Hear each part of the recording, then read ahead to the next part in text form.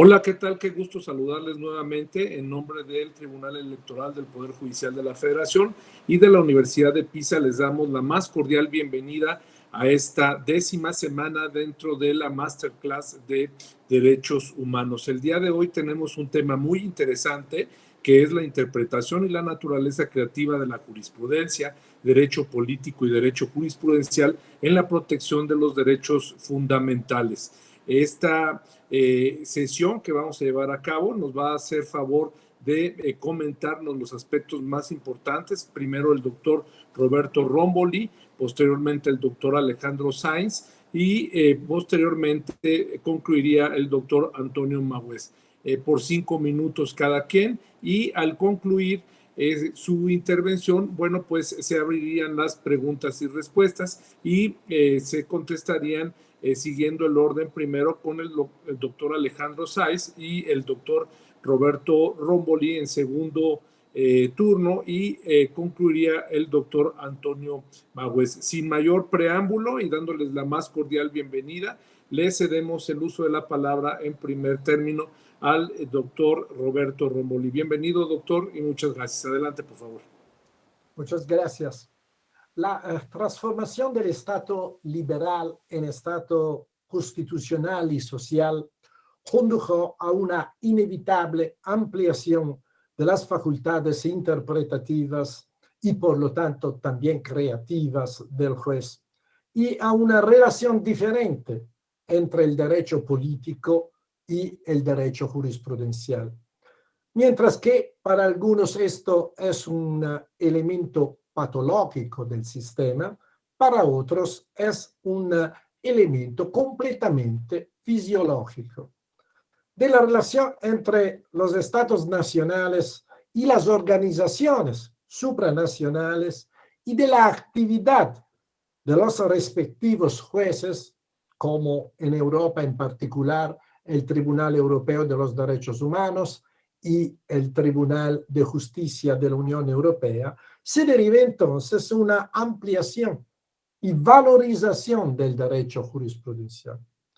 En la relación entre juez y legislador, en mi intervención distinguí entre el juez constitucional y los jueces ordinarios.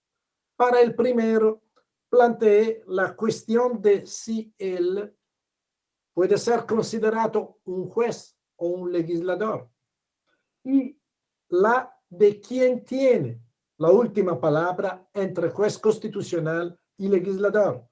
Para los jueces ordinarios decidí aceptar la noción débil de creación de derecho según la noción elaborada por Luigi Ferraioli, en el sentido que no se crea derecho nuevo, sino que lo se debe otorgar una amplia discrecionalidad interpretativa y, por lo tanto, de necesidad creativa. Si los jueces también crean derecho, ciertamente no pueden ponerse en el mismo nivel que el legislador, ya que son diferentes tanto los métodos como los límites y la legitimación en el Estado democrático de hoy. En particular, en cuanto a los límites, me pareció necesario hacer algunas distinciones según si un derecho está expresamente reconocido por la Constitución o si solo está previsto en la ley y por lo tanto depende de la opción del legislador. En el primer caso se ha hecho una adicional distinción según si el derecho constitucional haya sido o no implementado a través de una ley del Parlamento, concluyendo que la inercia del legislador, una omisión del legislador, no puede en ningún caso determinar la falta de garantía de un derecho expresamente previsto por la Constitución.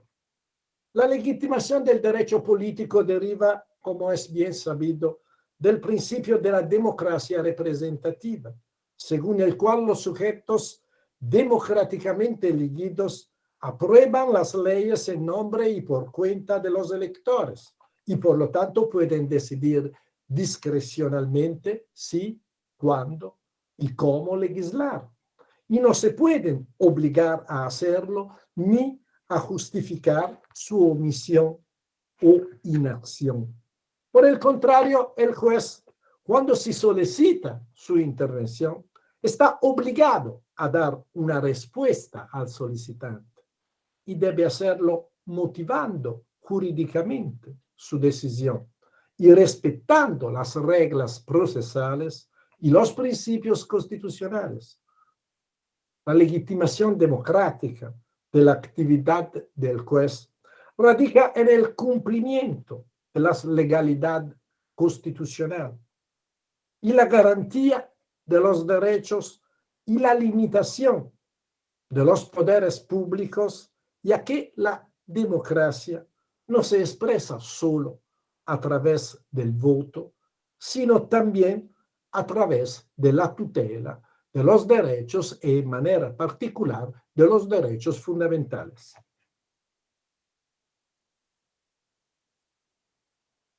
Muchas gracias, doctor Roberto. Le cedemos el uso de la palabra ahora al doctor Alejandro Saiz Arnaiz. Adelante, por favor, doctor. Muy buenas tardes. Mi intervención en la sesión de hoy ha estado articulada en torno a 4 grandes puntos cuyo contenido básico voy a resumir apretadamente en estos pocos minutos. En primer lugar, la tesis de partida ha sido que en el constitucionalismo liberal, en el constitucionalismo tal y como lo conocemos desde finales del siglo XVIII y hasta bien entrado el siglo XX, hasta las primeras décadas del siglo XX, ha habido un reparto de papeles entre el legislador y el juez. Por ser el tema que ocupa la sesión de hoy, lo focalizo ahora en la idea del legislador como productor de derecho y el juez como puro aplicador, ejecutor, en definitiva, el juez en realidad como poder ejecutivo, en una dimensión distinta, obviamente, a la de la administración, pero como una autoridad de aplicación. He hecho un repaso a opiniones de algunos autores, de algunos clásicos, Montesquieu, John Locke, incluso el Federalista, para sostener que en la lectura de estas autoridades, en la lectura que ellos hacían de la separación de poderes, el papel vicarial meramente ejecutor de los jueces, de los integrantes del Poder Judicial, era evidente.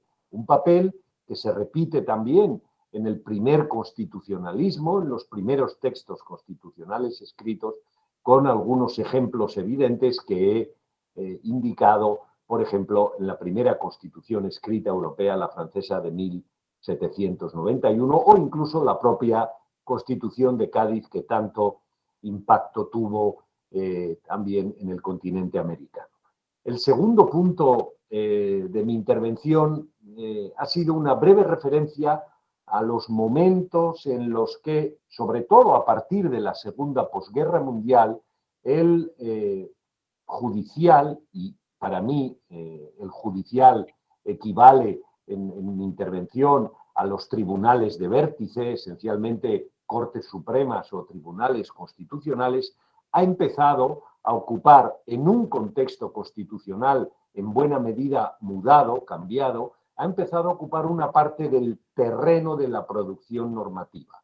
En definitiva, no ha sustituido al legislador, pero en el ejercicio de las competencias constitucionalmente atribuidas, estos órganos, Cortes Supremas o tribunales constitucionales, que en todo caso son órganos jurisdiccionales y que por lo tanto actúan también interpretando y aplicando el derecho, han adoptado una serie de decisiones en distintos contextos nacionales y en distintas circunstancias históricas que han supuesto, si quieren, una ruptura de esa lectura o entendimiento estrecho del primer constitucionalismo, de los 150 primeros años de vida del Estado constitucional, de los tribunales como un poder de pura ejecución en el sentido de mera aplicación del derecho.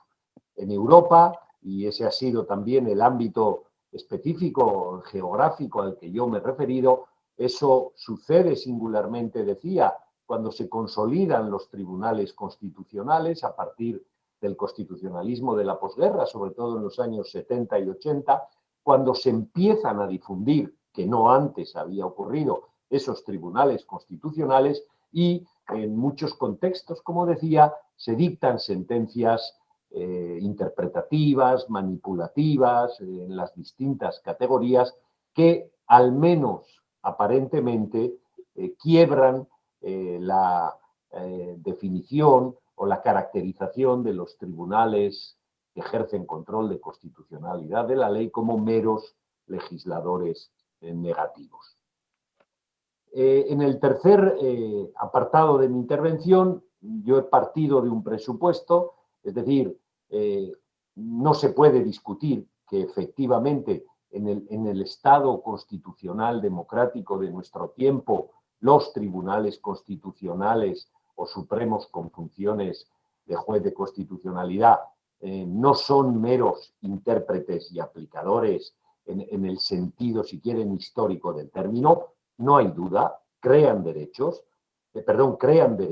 derecho objetivo, derecho con mayúscula, si quieren. El problema se encuentra en las tensiones que esa actividad crea en el ámbito de su compatibilidad con la propia idea de democracia. Una manifestación más, una expresión más de esa relación complicada y difícil entre democracia y Constitución. Es evidente que estos órganos se tienen que comportar de manera deferente con el legislador, presumiendo la validez de su obra, actuando dentro de los límites que resultan de la misma, pero la propia idea de deferencia, la intensidad con la que ha de practicarse o los ámbitos en los que quizás se puede manifestar, digamos, con mayor o menor densidad, es algo absolutamente controvertido. He apuntado en todo caso también que hay circulando en distintos ámbitos y desde hace ya un tiempo propuestas que pretenden precisamente trasladar al ámbito de la justicia constitucional la idea de la democracia deliberativa, y se habla así también de justicia constitucional deliberativa. Yo abría el foco y decía, además o junto con algunas de esas propuestas que se están trabajando y ya algunas aplicando en eso que ahora llamamos el sur global, son muchas las dimensiones de la justicia constitucional en las que hay terreno para hacer más compatible esa condición del juez constitucional como no solo legislador negativo y la propia idea de democracia.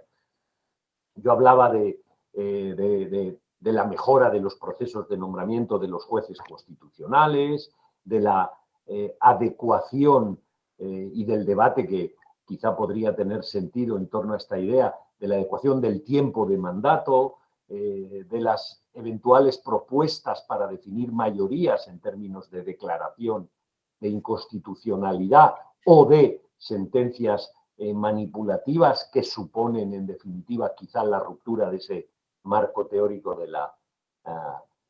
del legislador negativo, la transparencia del proceso decisorio, en definitiva, cláusulas constitucionales como la que existe en Canadá en la Carta de los Derechos, la cláusula de no obstante, que incentivan el diálogo entre la autoridad política, el legislador democrático, y la Corte Constitucional en materia de derechos fundamentales. Y acababa mi intervención con una última referencia al modo como la idea de juez que crea derecho, y en este caso además no voy a decir que crea derechos, pero sí que rellena de contenido derechos definidos en enunciados esencialmente principialistas, es una idea que se manifiesta con singular intensidad en el ámbito de los tribunales internacionales que garantizan derechos humanos.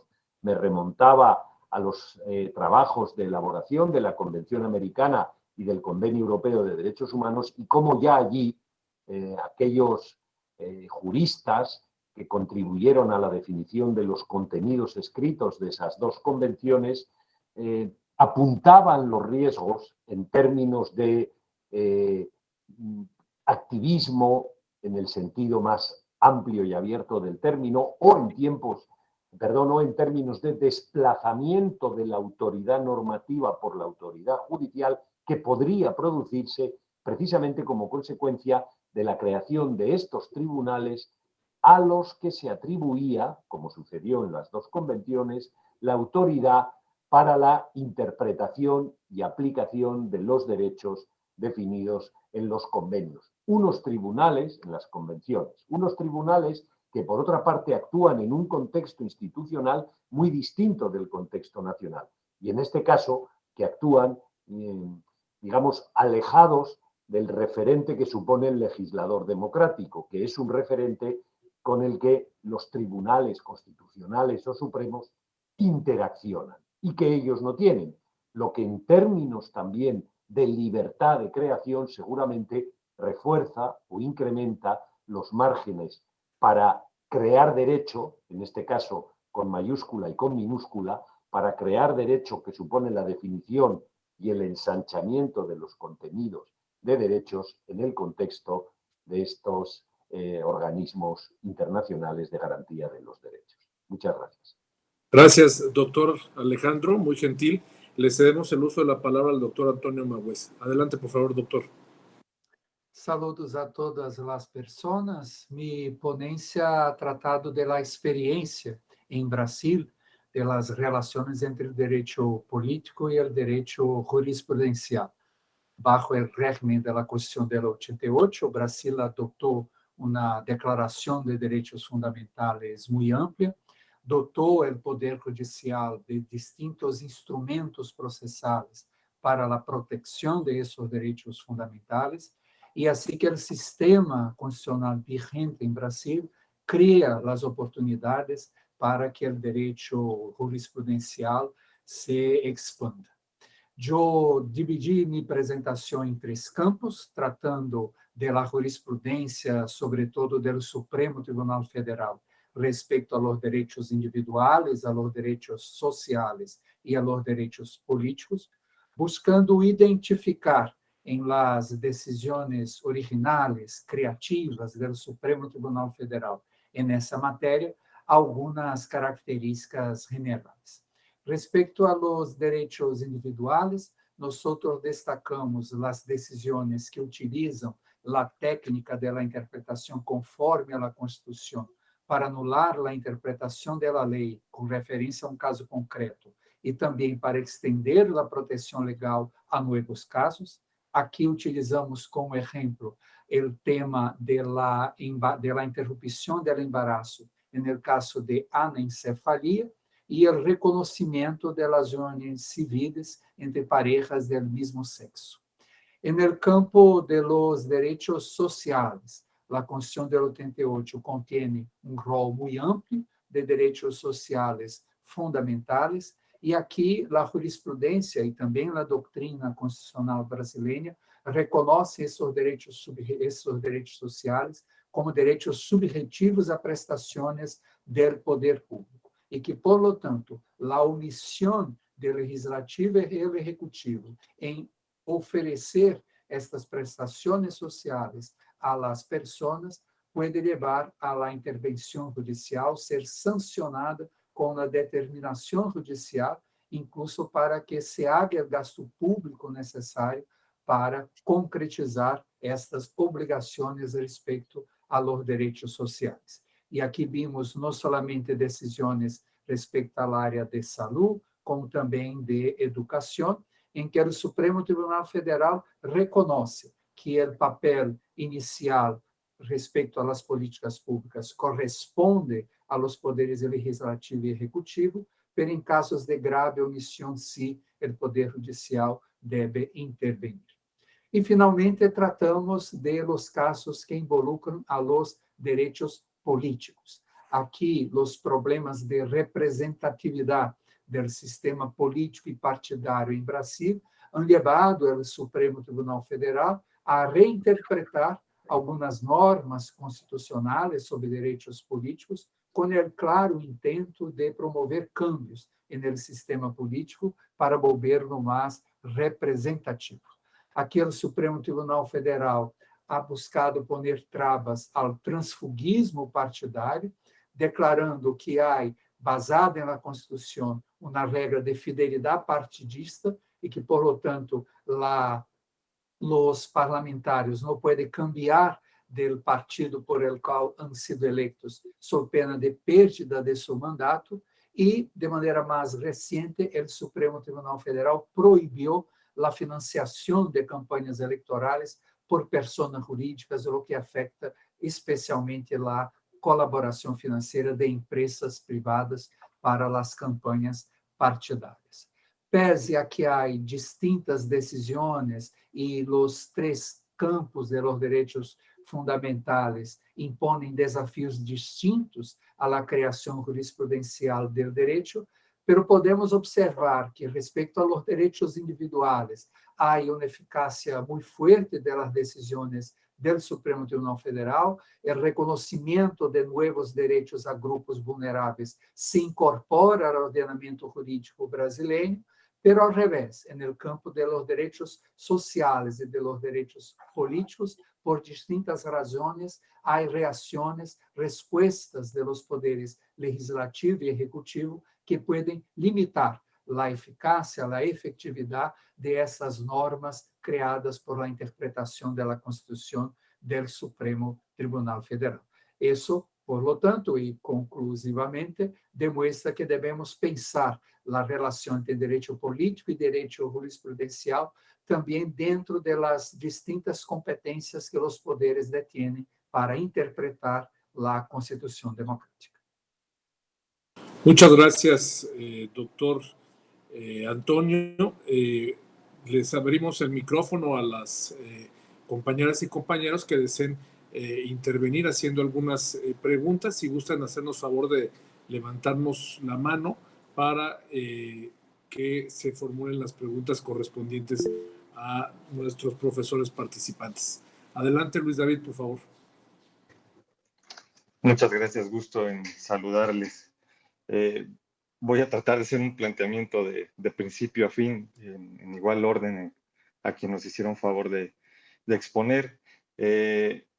Los derechos, la democracia también son derechos fundamentales, también son derechos humanos, como nos los refirió el profesor Romboli y como jueces del calado constitucional, como Aaron Barak lo han defendido magistralmente. Sin embargo, y siguiendo algunos de los planteamientos que nos dejó ver el profesor Alejandro, me parece que bueno, yo personalmente lo lamento, hay críticas en cuanto al parámetro de los derechos humanos, como verlos como demasiado metafísicos, también sustentados en cierta aristocracia jurisdiccional y dogmática académica. Y bueno, el punto en la llaga, y creo que es el más sensible, la guerra en Ucrania, ¿no? Como si el parámetro tuviera ya también algunos avisos de fracaso.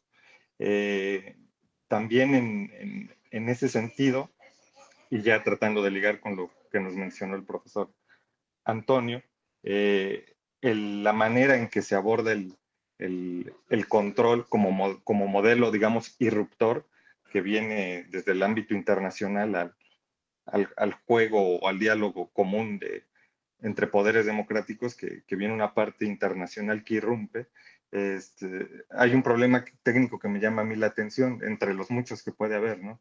Que es precisamente el control y la interpretación. Es decir, desde la Corte Interamericana, también en el ámbito de nuestros países, tendríamos que hablar de lo mismo cuando se habla de control difuso.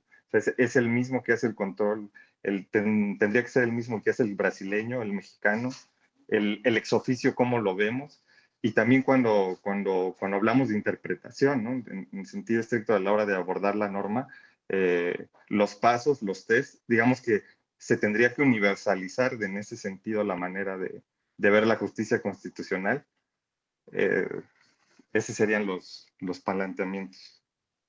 Muchas gracias. Muchas gracias, Luis David. ¿Alguien más desea hacer alguna pregunta?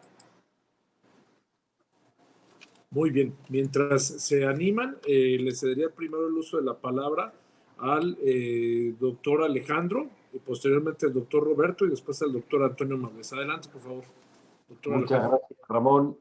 Querido Luis David, yo estoy esencialmente de acuerdo contigo. La democracia también son derechos humanos. Yo no concibo separaciones artificiales entre Estado de Derecho, democracia y derechos humanos. Hace ya tiempo que quedó muy claro en el propio preámbulo del Convenio Europeo de Derechos Humanos en 1950, quedó muy claro que no puede haber garantía para los derechos humanos en un contexto en el que no exista, se dice ahí, un régimen político verdaderamente democrático y un Estado de Derecho. Pero al tiempo que reconozco que esta tríada es esencialmente inseparable, creo que no soy el único que se plantea algunas dudas sobre, digamos, los límites de la constitucionalización de los derechos. Es decir, la búsqueda de un equilibrio que seguramente con carácter universal no vamos a encontrar, porque eso depende también de las propias tradiciones de cada país, de su historia, de los contextos sociales y políticos, etcétera. La búsqueda de un equilibrio a la postre entre constitución, y la idea de constitución normativa, garantista, tal y como lo entendemos, evoca la idea de Estado de Derecho, entre la Constitución y los derechos fundamentales. ¿Hasta dónde puede llegar una Constitución enunciando derechos y, por lo tanto, limitando el debate político democrático? Esa es una de las grandes preguntas. Insisto, seguimos sin tener la respuesta clara. Hay un consenso casi universal en el sentido de es bueno que las constituciones aparten del debate político ordinario, como dijo el juez Frankfurter, aparte del debate político ordinario la discusión sobre los derechos. En eso hay casi un acuerdo universal, excepto para los pocos países que aún no tienen constitución escrita, rígida, tal y como se practica, insisto, casi de manera universal entre los estados constitucionales. ¿Qué derechos? ¿Con qué densidad? ¿Hasta dónde pueden decidir las mayorías si hay enunciados normativos, digamos, de alta densidad constitucional que evitan que esos derechos puedan ser objeto del debate político democrático? O sea, de nuevo, desde Europa seguramente vemos distinto algo que en América se asume con más naturalidad. A mí me da la sensación de que, sobre todo si pensamos al sur del Río Grande, ¿no? Parte de Norteamérica, México, Centroamérica y el resto de Sudamérica. Ustedes allí tienden a ver la intervención judicial, la intervención incluso creativa judicial en materia de derechos de manera más amable de la que quizá la vemos en Europa. Simplemente eso. Claro que los contextos son distintos, las circunstancias de todo tipo, y eso puede justificar y explicar las diferencias. Pero yo lo que veo es ese punto, o sea, la tensión entre democracia y constitución no se resuelve de manera universal. Y seguramente cada país tiene que encontrar su punto de equilibrio, pero no es fácil encontrarlo, porque seguramente en el fondo la idea de constitución y la idea de democracia, en el fondo reclaman en parte valores que se oponen, que se contradicen, porque la democracia reclama la regla de la mayoría y la Constitución reclama el respeto a las minorías y la tutela del contenido esencial de algunos derechos fundamentales. Y es ahí donde empezaría la discusión, ¿no? ¿De cuáles? Con un contenido esencial intocable por el legislador democrático.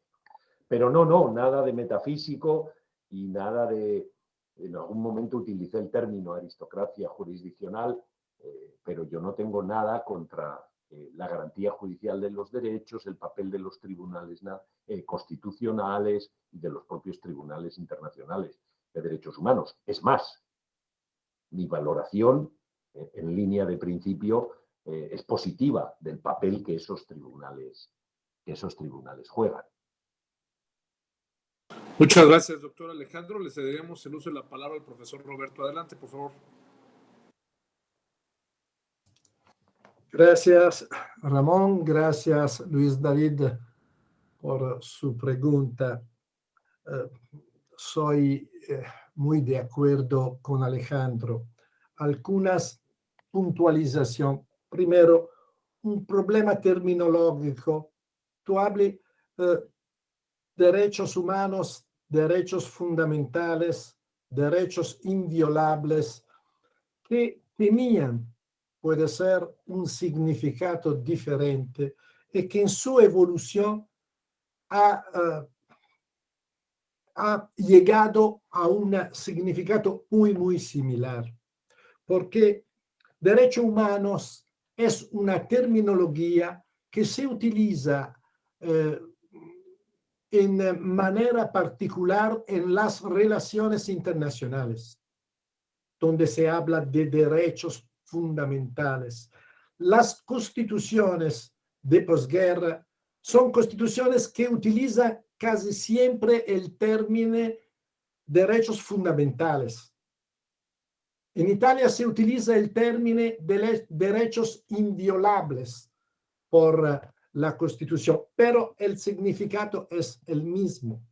Se pone un problema en su evolución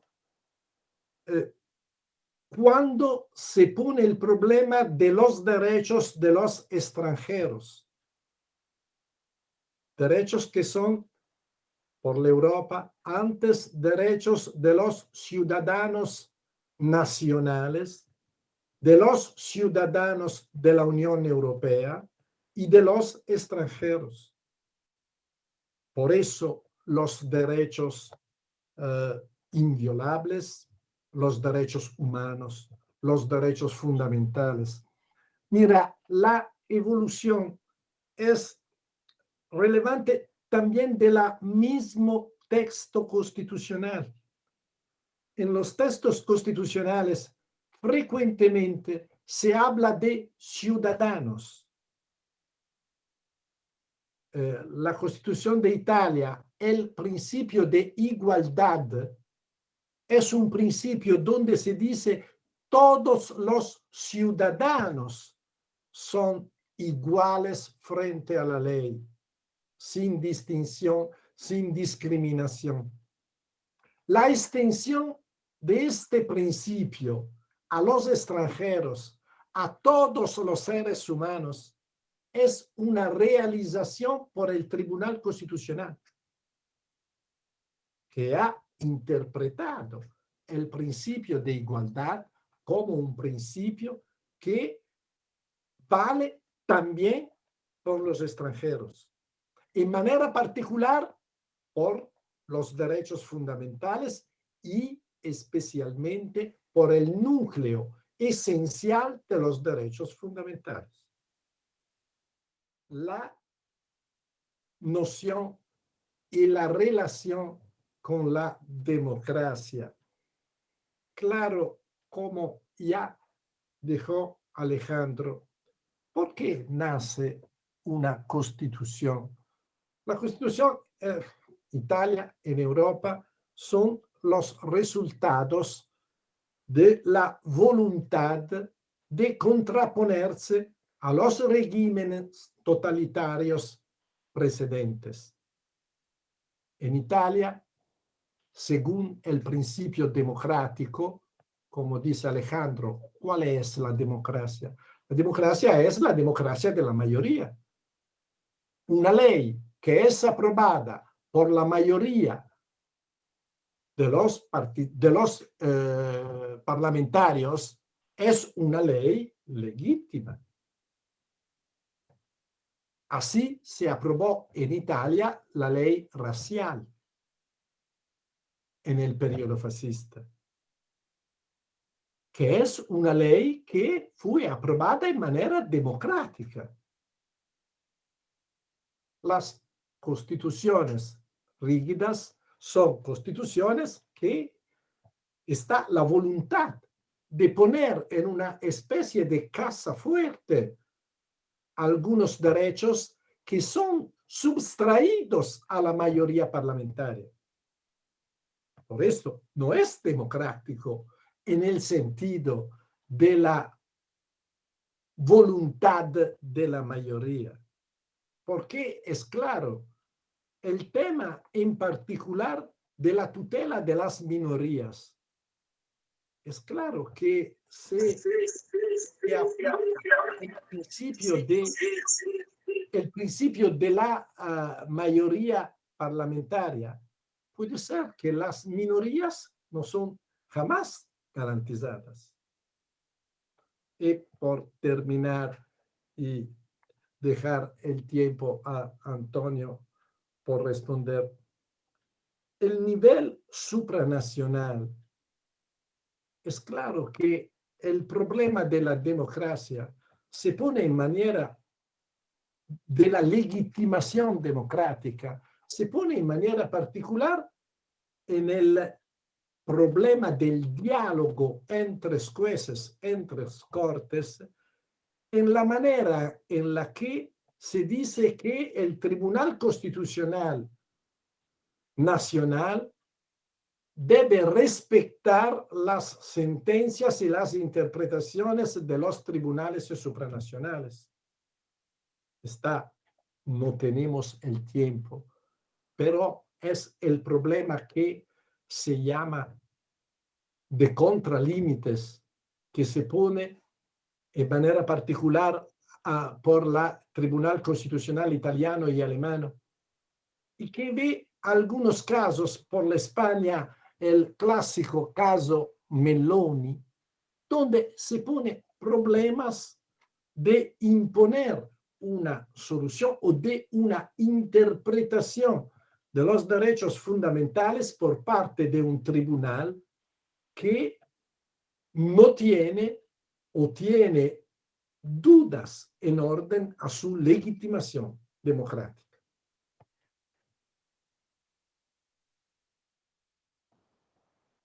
Muchas gracias, doctor Romboli. Le cedemos el uso de la palabra al doctor Antonio Mahues. Adelante, por favor, doctor. Muchas gracias, David, por tu pregunta. Yo no mencioné en mi presentación la jurisprudencia de la Corte Interamericana por una razón que puede ser una paradoja, porque yo hablé muchísimo cómo el Supremo Tribunal Federal desarrolla una jurisprudencia sobre derechos fundamentales que podemos caracterizar como creativa, pero, al mismo tiempo, el Supremo Tribunal Federal en Brasil es uno de los menos dialogantes de las Cortes Supremas de nuestra región. Yo mismo tengo un artículo publicado en Human Rights Law Review, en que yo hago la comparación del Supremo Tribunal Federal con las Cortes Supremas de México y Argentina y la Corte Constitucional de Colombia. Y efectivamente el caso del Supremo Tribunal Federal es lo que está más apartado de las buscas de una postura judicial dialogante, convergente de vuestra Corte desde la reforma de 94, pero también los casos de Argentina y Colombia. Lo que significa que cuando en Brasil el Supremo Tribunal Federal utiliza los tratados internacionales de derechos humanos, incluso la Convención Interamericana de Derechos Humanos, lo hace mucho más como refuerzo argumentativo. O sea, el Supremo Tribunal Federal ya construyó su argumento, basado sobre todo en la Constitución del 88, para decidir el caso y integra, acrescenta, añade a su decisión los instrumentos internacionales, pero ellos no son decisivos para la fundamentación del fallo. E se o Supremo Tribunal Federal utiliza dessa maneira muito secundária os tratados internacionais de direitos humanos, pese incluso a seu nível supralegal ou incluso constitucional que tiene no ordenamento jurídico brasileiro, muito menos utilizará a jurisprudência da Corte Interamericana de Direitos Humanos. Temos incluso no direito brasileiro um caso muito conhecido de há mais de 10 anos, em que a Corte Interamericana falhou no caso Gomes Lund sobre a inconvencionalidade da lei de anistia em Brasil, e o Supremo Tribunal Federal decidiu por la constitucionalidade da lei de anistia, por la recepção da lei de anistia, por la Constituição de 88, e, por lo tanto, se colocou de uma maneira muito explícita em contra da decisão da Corte Interamericana de Direitos Humanos. Portanto, não há muitas situações de diálogo, de uso produtivo da jurisprudência internacional, incluso de nossa Corte, por el Supremo Tribunal Federal. Lo que para mim, e en eso sigo muito do que acaba de falar Alejandro e Roberto, lo que para mim é um problema, porque eu terminei minha apresentação destacando que o direito jurisprudencial necessita fundamentação adequada, necessita coerência. E muitas vezes, quando as cortes nacionais desarrollam, buscam avançar na interpretação de los direitos fundamentais, o uso, o recurso como parte de sua fundamentação, e não somente como reforço argumentativo da jurisprudência internacional, é sempre um argumento muito precioso que se deve utilizar. Tanto porque isso aumenta a legitimidade da Corte Nacional, o hecho de que busque esse diálogo com cortes internacionais, sobretudo no campo de direitos humanos, como também permite à Corte Nacional, à Corte Suprema, ao Tribunal Constitucional, quando vai produzir uma jurisprudência inovadora, uma interpretação original da Constituição, enlaçar essa originalidade com o desenvolvimento supranacional, internacional de los direitos humanos. E isso nós vemos em outros países de Latinoamérica, muito mais do que vemos no Supremo Tribunal Federal. Portanto, eu creio que esse diálogo é algo que não solamente colabora para que tanto o juez nacional quanto o juez internacional possam proteger de maneira mais adequada os direitos humanos, como também produz, resulta em um conteúdo mais defensável, um conteúdo mais bem fundamentado do direito jurisprudencial em nossos países. Muchas gracias, apreciado doctor Antonio. Dado que estamos ya con el límite de tiempo, les agradecemos a todas y cada uno de ustedes su participación. Les cedería el uso de la palabra para decirle al doctor Roberto Romboli. Adelante, doctor, por favor. Sí, solo para agradecer, claro, mis colegas Alejandro César Nais, Antonio Mauese, por la participación, por haber aceptado. También este año Alejandro es un histórico participante al curso de alta formación. Gracias por la participación. Nos vemos mañana a la misma hora. El tema de mañana es la protección de los derechos fundamentales a través del control de constitucionalidad de las leyes por la vía incidental, de la cuestión de constitucionalidad. Los ponentes son los colegas Juan Manuel López Huya de la Universidad de Cádiz, Francesco Dal Canto de la Universidad de Pisa y Silvia Bagni de la Universidad de Bolonia. Por lo tanto, nos vemos mañana. De nuevo, muchas gracias, Antonio. Muchas gracias, Alejandro. Muchas gracias, Roberto. Claro, gracias a todos. Gracias, doctor. Muy amable. Muchas gracias a todos. Un enorme gusto compartir con ustedes, de verdad. Gracias. Gracias, Roberto. Chao. Chao.